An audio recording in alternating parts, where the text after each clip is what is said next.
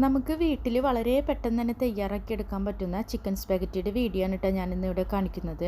ഇത് നമുക്ക് റെസ്റ്റോറൻറ്റിൽ നിന്ന് കിട്ടുന്ന അതേ രുചിയോടെ തന്നെ പെട്ടെന്ന് തന്നെ നമുക്ക് വീട്ടിൽ തയ്യാറാക്കി എടുക്കാൻ പറ്റും. നമുക്ക് ഇത് തയ്യാറാക്കാൻ വേണ്ടിയിട്ട് ചിക്കൻ മസാല തേച്ച് വെക്കുന്ന ഒരു സമയം മാത്രം നമുക്ക് ഒരു അധികമായിട്ട് വരുന്നുള്ളൂ. നമുക്ക് അപ്പോൾ വീഡിയോയിലേക്ക് കിടക്കാം. ഞാനിവിടെ 300 ഗ്രാം ബോൺലെസ് ചിക്കനാണ് എടുത്തിട്ടുള്ളത്. ചിക്കൻ ആദ്യം തന്നെ നമുക്ക് നല്ലപോലെ കഴുകി ചെറിയ പീസാക്കി മുറിച്ചതിന് ശേഷം അതിലേക്ക് ആവശ്യത്തിനുള്ള ഉപ്പും പിന്നെ 1 ടീസ്പൂണ് സോയാ സോസും അതേപോലെ തന്നെ 1 ടീസ്പൂണ് കുരുമുളക് പൊടിയും ചേർത്തിട്ട് ഒരു അരമണിക്കൂർ നമുക്ക് വെക്കണം. അപ്പോൾ ഇതിലേക്ക് നല്ലപോലെ ഇതൊന്ന് തേച്ച് പിടിപ്പിച്ചിട്ട് നമ്മൾ അരമണിക്കൂർ ഫ്രിഡ്ജിലൊന്നും വെക്കണമെന്നില്ല. അരമണിക്കൂർ ആയതുകൊണ്ട് നമ്മൾ പുറത്ത് ഒന്ന് മൂടി വെച്ചാൽ മതി. അപ്പോൾ നമുക്ക് നല്ലപോലെ ഒന്ന് മസാല പിടിച്ച് കിട്ടും. അല്ല നിങ്ങൾക്ക് ഫ്രിഡ്ജിൽ വെക്കണമെന്ന് വെച്ചാൽ ഫ്രിഡ്ജിലാണെങ്കിലും വെക്കാം, പ്രശ്നമില്ല. അരമണിക്കൂറിന് ശേഷം നമുക്ക് നമ്മുടെ സ്പാഗറ്റി ഒന്ന് തയ്യാറാക്കി എടുക്കണം. അപ്പോൾ അതിന് വേണ്ടിയിട്ട് ഞാനിവിടെ ഒരു 4 കപ്പ് വെള്ളം തിളപ്പിക്കാൻ വെച്ചു. അതിലേക്ക് ആവശ്യത്തിനുള്ള ഉപ്പ് ഇട്ട് കൊടുത്തു. ഇനി നമുക്ക് സ്പാഗറ്റി ഇതിലേക്ക് ഇട്ട് കൊടുക്കണം. ഞാനിവിടെ ഒരു 300 ഗ്രാം വീറ്റിൻ്റെ സ്പാഗറ്റിയാണ് എടുത്തിട്ടുള്ളത്. നിങ്ങൾക്ക് വീറ്റ് സ്പാഗറ്റിയോ റൈസ് സ്പാഗറ്റി ഏത് വേണമെങ്കിലും എടുക്കാം കേട്ടോ.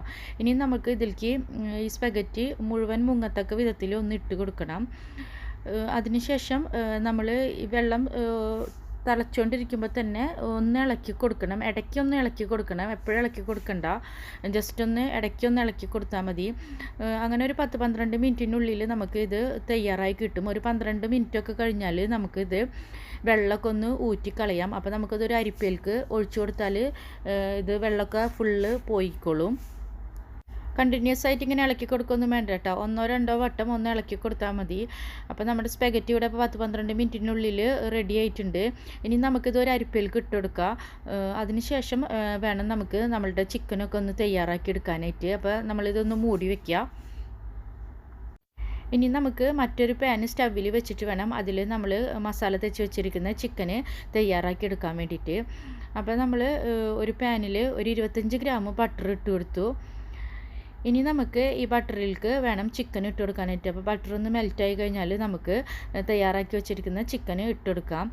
അപ്പോൾ ചിക്കൻ ഇട്ട് കൊടുക്കുമ്പോൾ നിങ്ങൾക്ക് 2 ഓപ്ഷൻ ഉണ്ട്. ചിക്കന് വെള്ളം ഒഴിക്കാണ്ട് തന്നെ നമുക്ക് ഒന്ന് ചെറിയ ഫ്ലെയിമിൽ ഇട്ടിട്ട് ഒന്ന് വേവിച്ചെടുക്കാം. അല്ലെങ്കിൽ നമുക്ക് വെള്ളം ഒഴിച്ച് കൊടുത്തിട്ട് മൂടി വെച്ചിട്ട് വേവിച്ചെടുക്കാം. ഞാനിവിടെ വെള്ളം ഒഴിച്ച് കൊടുത്തിട്ടാണ് മൂടി വെച്ചിട്ട് വേവിച്ചെടുക്കുന്നത്. അതിന് മുൻപായിട്ട് നമ്മൾക്ക് ഈ ബട്ടറിലേക്ക് ചിക്കന് ഇതേപോലെ ഒന്ന് നല്ലപോലെ ഇളക്കിയിട്ട് 1 മിനിറ്റ് ഇതുപോലെ നല്ലപോലെ ഇളക്കി കൊടുക്കുക. അതിന് ശേഷം കുറച്ച് വെള്ളം ഒഴിച്ച് കൊടുക്കുക. വളരെ കുറച്ച് വെള്ളം തന്നെ മതി. 1/4 കപ്പ് വെള്ളമോ അല്ലെങ്കിൽ അതിനേക്കാളും കുറഞ്ഞ അളവിലോ ആയിട്ട് വെള്ളം ഒഴിച്ചു കൊടുത്താൽ മതി. അപ്പോൾ തന്നെ നമുക്കിത് നല്ലപോലെ വെന്ത് കിട്ടും. അതിനുശേഷം നമ്മളിതൊന്ന് മൂടി വെച്ചിട്ട് ഒരു 5-6 മിനിറ്റിനുള്ളിൽ തന്നെ നമുക്ക് ഈ ചിക്കൻ ഒന്ന് വെന്ത് കിട്ടും.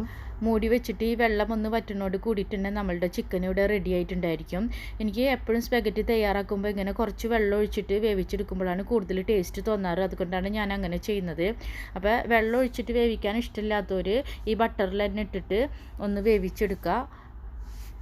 അപ്പോൾ നമ്മളുടെ ചിക്കന് വെള്ളമൊക്കെ വറ്റിയിട്ട് ഇവിടെ റെഡി ആയിട്ടുണ്ട്. ഇനി നമുക്ക് ഇതിലേക്ക് അരിഞ്ഞ് വെച്ചിരിക്കണ ക്യാരറ്റ് 1/2 കപ്പ്, അതേപോലെ തന്നെ ഗ്രീൻ ക്യാപ്സിക്കവും അതേപോലെ യെല്ലോ ക്യാപ്സിക്കവും 1/2 കപ്പ് വീതം.